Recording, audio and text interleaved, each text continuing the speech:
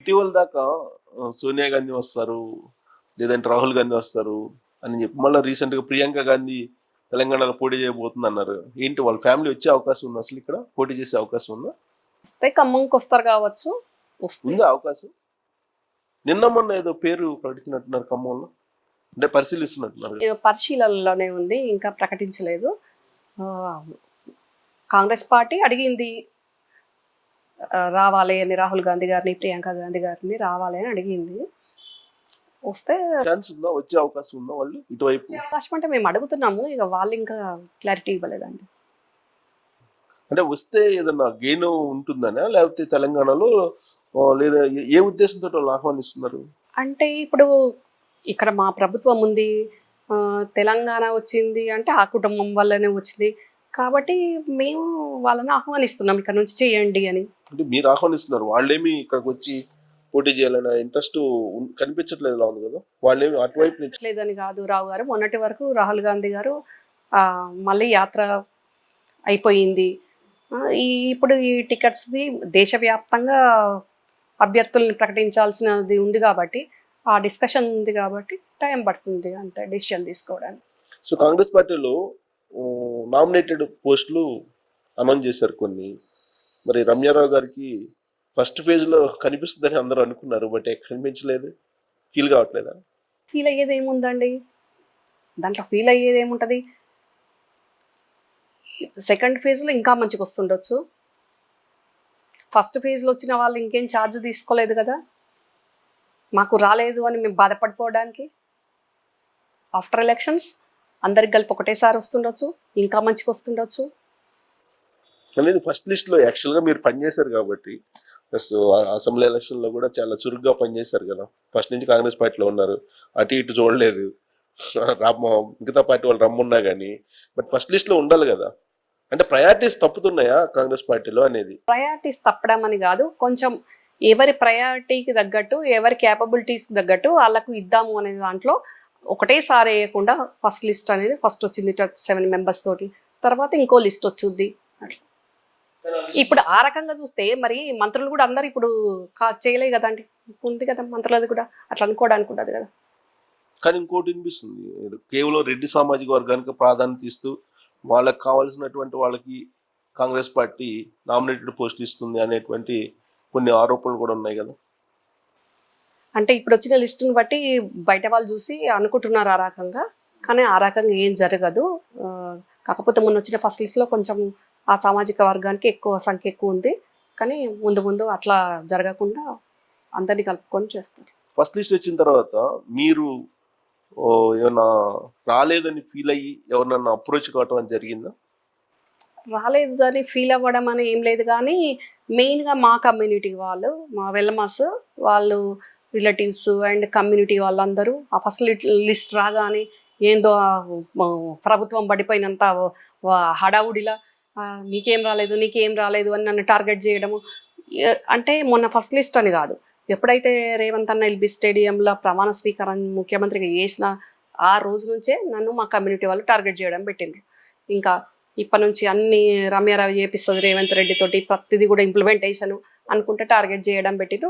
ఇంకా మొన్న ఈ ఫస్ట్ లిస్ట్ చూసి ఇంకా టార్గెట్ చేయడం, రేవంత్ రెడ్డి రెడ్డిస్కి వేస్తాడు నీకు చేయడు అనే విధంగా వాళ్ళు ట్రోల్ చేయడం, ఇబ్బంది పెడుతుంటే నేను వేం నరేందర్ అన్నకి చెప్పాను, అన్న ఇట్లా కమ్యూనిటీ వాళ్ళు రిలేటివ్స్ ఇబ్బంది చేస్తున్నారు, ఈ రకంగా ఉంది అంటే ఆ క్వశ్చనే లేదు, నువ్వేం ఇబ్బంది పడాల్సిన అవసరం లేదు, వాళ్ళు ఎట్లా చేసినా కానీ నేను చూపించాను వాట్సాప్లో వస్తే కూడా అన్నకి, ఏం లేదు ఆఫ్టర్ ఎలక్షన్స్ అందరికి జరుగుద్ది, అందరికి వస్తుంది, ఏమనంటే వీళ్ళైతే నాకు ఇట్లా ఇబ్బంది చేస్తున్నారు అని చూపించారు. అంటే ఇబ్బంది అని కాదు, జనరల్గా ఏంటంటే కాంగ్రెస్ పార్టీలో కొంచెం పార్టీ వాయిస్ బలంగా వినిపించే వాళ్ళల్లో రమ్యారావు గారు ఉంటారనేది అందరికీ తెలుసు, ప్రత్యేకంగా చెప్పవలసిన లేదు. ప్లస్ ఇంకోటి ఏంటంటే కేసీఆర్ ఫ్యామిలీ మెంబర్గా మీరు వాళ్ళ ఫ్యామిలీ యాంటీ వాయిస్ వినిపించారు చాలా కాలం నుంచి, దానికి న్యాయం జరగలేదు అనేటువంటి ఫీలింగ్ ఉంటుంది కదా సహజంగా.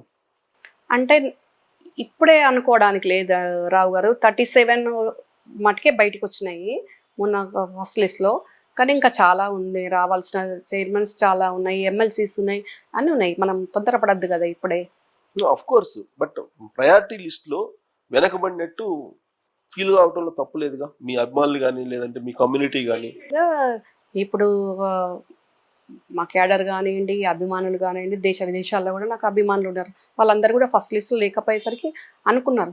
కానీ మొత్తం టోటల్ లిస్ట్ వచ్చేసి నాకు ఏం రానప్పుడు అనుకోవాలి, కానీ ఫస్ట్ లిస్ట్లో లేదు అని అనుకోవడానికి కూడా ఉండదు కదా, నెక్స్ట్ ఉంటుంది కదా. సో ఎలక్షన్ అయిపోయిన తర్వాత ఈ లోపు అయితే ఉండే అవకాశం లేదు కదా. ఈ లోపల ఛాన్స్ లేదు, ఆఫ్టర్ ఎలక్షన్ ఉంటుందండి. దీని కాంగ్రెస్ పార్టీ టార్గెట్ ఏంటి లోక్సభ ఎన్నికల్లో? డెఫినెట్గా 14 నుంచి 15 సీట్లు మేము గెలవాలి, రాహుల్ గాంధీ గారిని ప్రధానమంత్రి చేసుకోవాలి, ఇండియా కూటమి ఘన విజయం సాధించాలి. 14-15 టార్గెట్ పెట్టుకున్నాం మేము టార్గెట్ డెఫినెట్గా. ఓకే, అంటే అదే కాన్ఫిడెన్స్ ఉందా? ఎందుకంటే బీఆర్ఎస్ పార్టీ బలహీన పడుతుంది కాబట్టి మనకి ఆ ఓట్లు వస్తాయి అనుకుంటున్నారా? ఇప్పుడు బీఆర్ఎస్ మీద కాన్ఫిడెన్స్ తోటో బీఆర్ఎస్ ని చూసుకోనో మేము అసెంబ్లీలో గెలవలే కదా రావు గారు. సో కాబట్టి బీఆర్ఎస్ పట్టించుకోవాల్సిన అవసరం లేదంటారు ఇప్పుడు. ఇంకా అసలు దాని గురించి మాట్లాడుకోవడం కూడా అవసరం లేదు కదా మాకు. సో లేటెస్ట్ ఏంటంటే డెవలప్మెంట్, సుహాస్ని, నందమూరి సుహాస్ని తెలుసు కదా. తెలుసండి. ఆవిడ రేవంత్ రెడ్డిని కలిశారు. ఓకే, ఏంటి లోక్సభ ఎన్నికల దృష్ట్యా కలవడమా, కట్టసి మీటా, లేదంటే లోక్సభ ఎన్నికల్లో ఏమన్నా ఆవిడని ఎక్కడి నుంచైనా రంగంలో దింపుతున్నారా ఏంటి? గతంలో రేవంత్ అన్న టీడీపీలో చేశారు కాబట్టి ఆ కుటుంబంతో అన్నకి మంచి దగ్గరి అనుబంధం ఉంది. ముఖ్యమంత్రి అయ్యాక అప్పటి నుంచి ఆవిడ కలవడానికి వీలవ్వలేదేమో, వచ్చి కలిసి ఉండొచ్చు, లేకపోతే కావాలని మరి ఏదైనా ఆమె అవకాశం కావాలని అడుగుతుందేమో, అది కూడా అయి ఉండొచ్చు. అంటే తెలుగుదేశం పార్టీ లోక్సభ అసెంబ్లీ ఎన్నికల్లో ఆల్మోస్ట్ ఏముంది, ఆల్రెడీ పోటీలు లేదు కదా, బరిలో లేకుండా తప్పుకుంది. కేవలం రేవంత్ రెడ్డి సీఎం కావడానికే చంద్రబాబు నాయుడు ఈ పని చేశాడు అనేది వినిపిస్తూ ఉంటుంది ఎవరిని అడిగినా. మరి ఇప్పుడు మళ్ళా సుహాస్ని రేవంత్ రెడ్డిని కలవడం అని అంటే చంద్రబాబు నాయుడు రేవంత్ రెడ్డి ఇద్దరు కలిసి మాట్లాడుకొని సుహాస్ని కాంగ్రెస్ పార్టీలో పంపించే ప్రయత్నమా? అట్లా ఉండకపోవచ్చు అండి, అట్లాంటివి ఉండకపోవచ్చు అని నేను అనుకుంటున్నాను. అంటే పొలిటికల్ యాంగిల్లో కాకుండా కట్టసి మీట్ అంటారు, అది కట్టసి మీట్ అనుకుంటున్నాను నేనైతే. జూనియర్ ఎన్టీఆర్ వాళ్ళ బ్రదర్ జూనియర్ ఎన్టీఆర్కి రేవంత్ రెడ్డికి మంచి కార్డియల్ రిలేషన్స్ ఉన్నాయి నాకు తెలిసి. మరి తెలంగాణలో తెలుగుదేశం పార్టీ లేదు, ఆల్టర్నేటివ్ వెతుక్కుంటూ సుహాస్ని వచ్చినట్ట అయి ఉండొచ్చండి డెఫినెట్గా.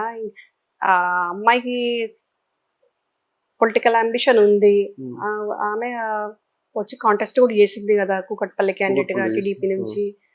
సో వస్తా అని కాంగ్రెస్ కి వస్తా అంటుందో, మరి ఇంకేం ఏ యాంగిల్లో కలిసిందో మనకు తెలియదు కదా. ఒకవేళ కాంగ్రెస్ కి వస్తే ఈ లోక్సభ ఎన్నికల్లో పోటీ చేయించే ఛాన్సెస్ ఉన్నాయా ఆవిడతోటి?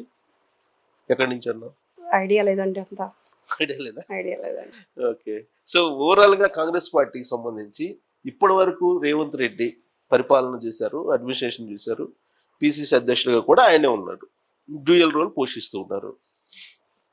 ఎన్ని మార్కులు ఇస్తారు మీరు?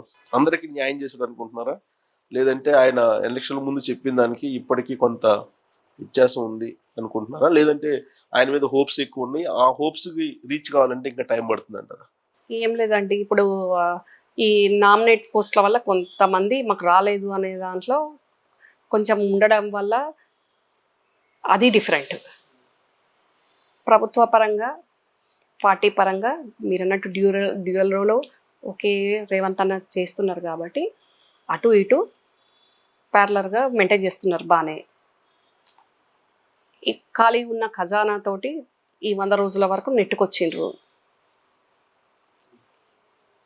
ముందు కూడా ఇప్పుడు పార్లమెంట్ ఎలక్షన్స్ అయిపోయినాక కూడా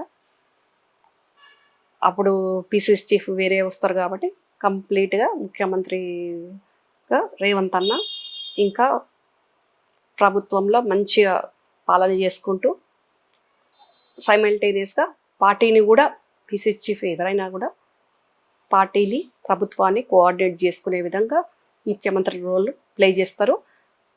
పార్టీలు ఉన్న వాళ్ళు పెట్టుకున్న హోప్స్ అయినా ప్రజలు పెట్టుకున్న హోప్స్ అయినా డెఫినెట్గా ఆయన అనుకున్న అంబిషన్ ఫుల్ఫిల్ అయిపోయింది సీఎంగా. అయిపోయినప్పుడు ఆయన ప్రజలకు ఇచ్చిన వాగ్దానాలు, హామీలు, మేనిఫెస్టోను, నాయకులకు ఇచ్చిన హామీలు అన్నీ ఫుల్ఫిల్ చేసే విధంగా ఉంటుంది కదండి.